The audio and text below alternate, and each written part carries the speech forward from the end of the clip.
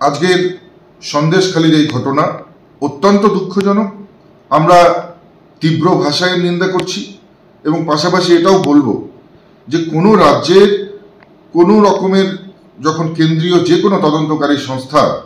সেই রাজ্যে মহামান্য উচ্চ আদালতের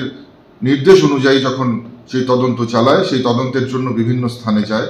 সেই সুরক্ষা প্রদান করবার দায়িত্বও কিন্তু সেই রাজ্যের যে রাজ্য সরকার রয়েছে তাদের।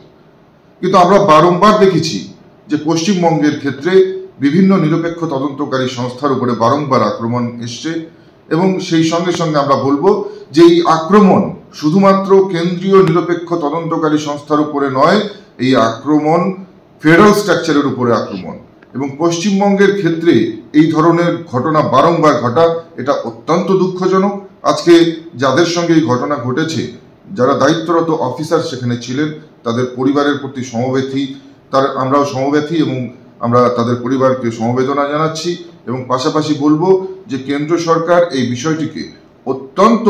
সিরিয়াসলি নিয়েছে এবং পরবর্তী সময়ে নিশ্চিতভাবে